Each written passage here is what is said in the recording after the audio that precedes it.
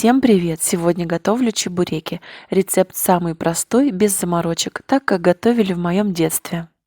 Тесто самое вкусное, обычное, на холодной воде и муке, без кипятка, без водки и без прочих придумок.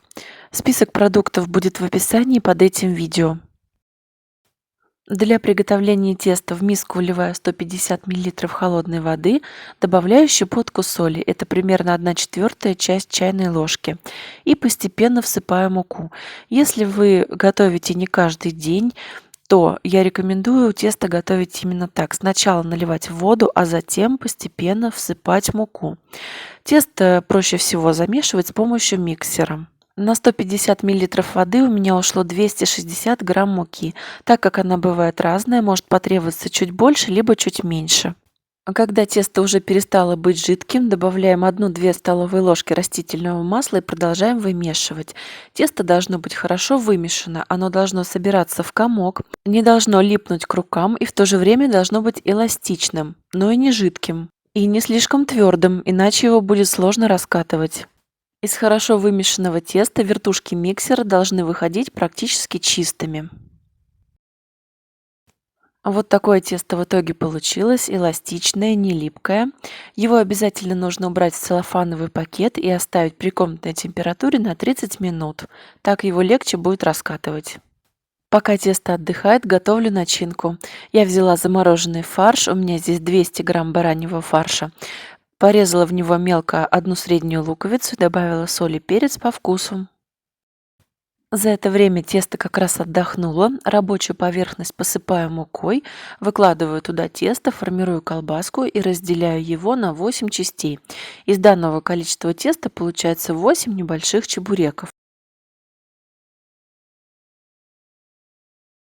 Оставляю один кусочек теста, а остальные убираю. Обязательно их нужно накрыть целлофановым пакетом либо полотенцем, чтобы они не засохли.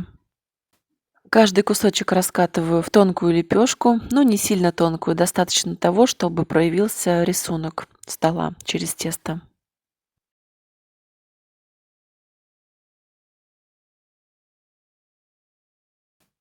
Фарш разделяю визуально на 8 частей и кладу одну часть на тесто. Распределяю тоненьким слоем, закрываю и хорошо защипываю лепешку с двух сторон, чтобы во время жарки сок не вытекал и масло не стреляло. Обрезаю фигурным ножом, это не обязательно, можно не обрезать, а можно края просто придавить вилкой. На сковородку наливаю растительное масло, но не очень много. Толщина слоя примерно 1 сантиметр.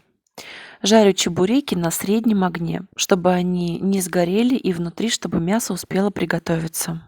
На обжаривание чебуреков у меня ушло по 1 минуте с каждой стороны. Посмотрите, какое должно быть шипение и какой цвет получается у чебуреков. На каком огне жарить, смотрите по своей плите. На старой плите она более слабая, я готовлю на максимальном огне, то есть на 6 из 6.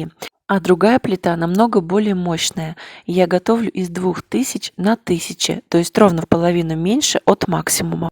Если тебе нравятся мои видео, обязательно ставь лайк и подписывайся на канал.